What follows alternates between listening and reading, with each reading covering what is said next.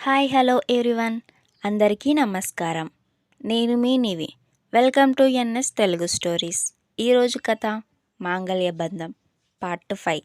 ఇక కథలోకి వెళ్తే, పెళ్ళికి బట్టలు కొనాలని వెళ్ళిన ఆది తనకి తెలియకుండా ప్రియ అమాయకత్వానికి అందానికి భయపడుతూ తడబడిన అడుగులతో ట్రయల్ రూమ్ దగ్గరున్నటువంటి జనాలను కూడా పట్టించుకోకుండా ప్రియని గట్టిగా ముద్దు పెట్టుకుంటాడు.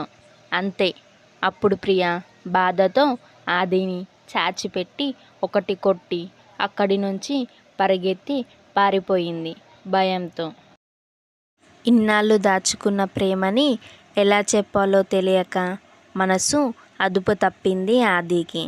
నిజానికి ప్రియ ఎప్పుడూ తన మనసును తాకే ఒక చిరుజల్లు. తన జీవితంలోకి వస్తుందన్న ఊహకే మతిపోయింది ఆదికి.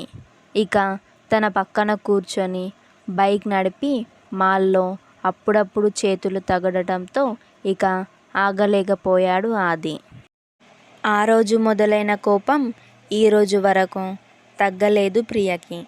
ఆది తనకు ఎంత దగ్గరవ్వాలని చూసినా ప్రియ మనసంతా కోపమే. పెళ్లి చేసుకున్న రోజు నుంచి ఆది బాధపడని రోజు లేదు. ఇంట్లో అందరితో కలిసిపోయింది, ఒక్క తనతో తప్ప. అసలు తనని ఒక మనిషిగానే చూడదు. ఇంట్లో అలాగే వాళ్ళ రూమ్లో. ఆది ఒక అపరిచిత వ్యక్తి ప్రియ దృష్టిలో. ఆది వాళ్ళ అమ్మానాన్నలని అత్తయ్య మామయ్య అని నోరారా పిలిచి చాలా బాగా చూసుకుంటుంది. తమ్ముడితో చిన్నపిల్లలా కలిసిపోయి ఆడుకుంటుంది. ఇంట్లో అందరి ఇష్టం తనకు, ఒక్క ఆది తప్ప. అలా ఆది బాధపడని రోజు కానీ నిమిషం కానీ లేదు. ఏం పాపం చేశాను, పెళ్ళై ఒకే రూమ్లో ఉంటున్నా, బయటికి మాత్రమే భార్యాభర్తల్లా ఉంటాము అని అనుకుంటాడు. ప్రియ ఆదిని ఇంకా భర్తగా స్వీకరించలేకపోతుంది. ఎందుకో తన వల్ల కావట్లేదు. ఆది కూడా తన మీద ప్రేమతో తనను ప్రేమించి ఇష్టపడి దగ్గరయ్యేంత వరకు ప్రియని ఇబ్బంది పెట్టకూడదనుకున్నాడు. కానీ మెడలో తాళి కట్టి అంతమంది ముందు తనదాన్ని చేసుకున్న ప్రియని తనని ఇంకా పరాయివాడిలాగా చూస్తుందనే భావన లోలోపలే తినేస్తుంది ఆదిని. ప్రియ మీది ప్రేమను బయటకి చెప్పలేక, ప్రియకి దూరంగా ఉండలేక సతమతమవుతున్నాడు ఆది. కానీ 10 రోజుల ముందర జరిగిన సంఘటన ప్రియ మనసులో తన మీద అభిప్రాయాన్ని మార్చేసి ప్రేమ పుట్టేలా చేసిందని తెలియదు పాపం ఆదికి. ఏవండి, ఏదైనా కావాలా? తనని చూస్తూ గత స్మృతులను నెమరవేసుకుంటున్న ఆదిని మెల్లగా చాలా ప్రేమగా పిలిచింది ప్రియ. గతంలోంచి తేరుకొని వాస్తవంలోకి వచ్చిన ఆది ఫైల్ కనబడలేదన్న విషయం గుర్తుకు తెచ్చుకొని మళ్ళీ బీరువా వైపు చూస్తాడు. అప్పుడు ప్రియ, ఏం కావాలి మీకు? అడుగుతుంటే పలకరే. ఎప్పుడు తన ఒక్క మాట కోసం వేచి చూసే ఆది తను అడుగుతున్నా పట్టించుకోకుండా మౌనంగా ఉండేసరికి ప్రియకి బాధ కోపం కలిగలిగాయి.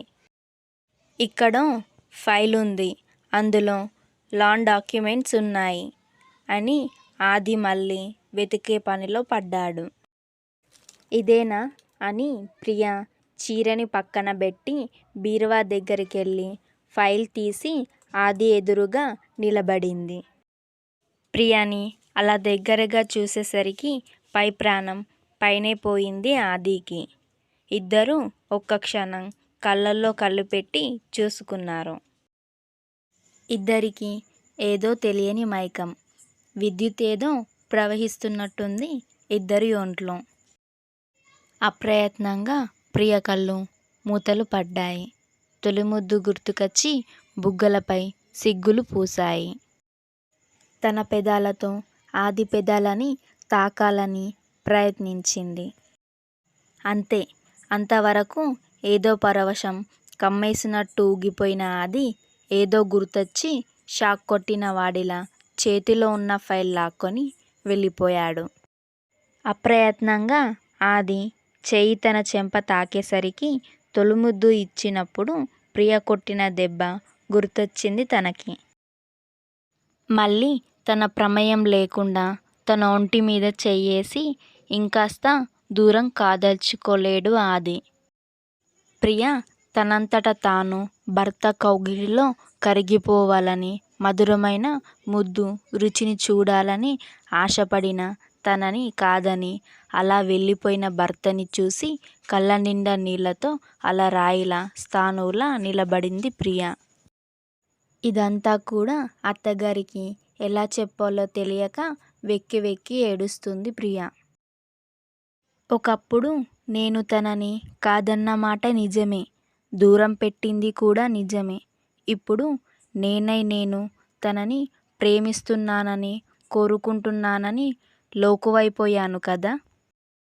చూస్తాను ఎన్నాళ్ళిలా అంటి ముట్టనట్టు ఉంటాడు అని చెప్పి కంటికి దారగా ఏడుస్తుంది ప్రియ. ప్రియ మాటలు తన బాధని చెప్పకనే చెప్తున్నాయి. అత్తగారి కంటే ముందు భార్య, పైగా ఒక ఆడది. ఆవిడ మనసు అట్టే కరిగిపోయింది కోడలి మాటలకి. తెల్లవారి కొడుకు వాళ్ళ గదిలోంచి విసురుగా రావటం, తర్వాత రోజంతా మూతి ముడుచుకునుండటం గమనించిందామె. ఏం లేదని కొడుకు ఎంత బుకాయించినా నమ్మలేదావిడ. ఏదో జరిగిందన్న తన ఊహ నిజమైంది. ఇప్పుడు కోడలి మాటలతో ఇద్దరి మధ్య జరుగుతున్న విషయాన్ని పూర్తిగా అర్థం చేసుకున్నారావిడ. ఇంత ప్రేమ పెట్టుకొని ఇలా అపార్థాలతో ఒకరినొకరు బాధ పెట్టుకుంటున్నారే అని కన్నప్రాణం ఆగట్లేదు. ఏదోటి చెయ్యాలి. ప్రియ తనని ఇంకా తప్పుగానే భావిస్తుందని అనుకుంటున్న ఆది కష్టమైనా సరే ప్రియకి దూరంగా ఉంటున్నాడు. అలా అన్న ప్రియ మనసు గెలుచుకోవచ్చన్న చిన్న ఆశతో. తన మనసులో మొదలైన ప్రేమని భర్తకి చెప్పి పూర్తిగా తనకి దగ్గరవ్వాలని చూసిన ప్రియ భర్త సంశయాన్ని తిరస్కారంగా తీసుకొని బాధపడుతోంది. ఇద్దరిని ఎలా కలపాలి? విషయం అర్థమైన ఆవిడ ప్రియలో మార్పుని కొడుక్కి తెలియజేయాలని ఒక చిన్న ప్లాన్ వేసింది. ప్రియలో మార్పు వచ్చిందని కొడుక్కి తెలియజేసేయాలనుకుంది. దానికి తగిన ఏర్పాట్లు చేసుకొని మొదట ప్రియ వాళ్ళ నాన్నకి ఫోన్ చేసింది. కళ్యాణ్ని కలిసి రాత్రి ఇంటికి వచ్చిన ఆదికి ఇంట్లో ఎవరూ కనబడలేదు. కలవక చాలా రోజుల తర్వాత స్నేహితుడు కళ్యాణ్ని కలిసిన ఆది మాటలతో చాలాసేపు గడిపేశాడు. ఇక ప్రియ వాళ్ళ అత్తగారితో మాట్లాడిన తర్వాత హాల్లో ఎవరూ లేకపోయేసరికి నేరుగా తన బెడ్రూమ్లోకి వెళ్తుంది. ప్రియ వాళ్ళ నాన్నగారికి ఫోన్ చేసిన తర్వాత ప్రియ ఏం చేస్తుందో అని వాళ్ళ బెడ్రూమ్లోకి వచ్చిన ఆవిడకి ప్రియ ఏడుస్తూ కనిపించింది మళ్ళీ. సరిగ్గా అదే సమయానికి ఇంటికి వచ్చిన ఆదికి ఏడుస్తున్న ప్రియ, తనని ఓదారుస్తున్న వాళ్ళమ్మ కనిపించారు. మొదటి నుంచి ప్రియ కంట్లో నీళ్లు ఆదికి చిరాకు తెప్పించేవి. వాటిని తన చేతగానితనాన్ని గుర్తుకు చేశాయి. ఇలా చాలాసార్లు అకారణంగా ఏడ్చి ఆదికి కోపం తెప్పించేది ప్రియ. ఆ కోపంలోనే ఏదేదో చేసేసి ప్రియ ముందు చెడ్డవాడిగా మిగిలిపోయాడు ఆది. ఆది రాకను గమనించిన అత్తాకోడళ్ళు ఏమీ జరగనట్టు మౌనంగా ఉండిపోయారు. కొడుకు గదిలోకి రావడంతో వాళ్ళమ్మ ఒక చిన్న నవ్వు నవ్వి బుగ్గని మెల్లగా తట్టి బయటకి వెళ్ళిపోయింది.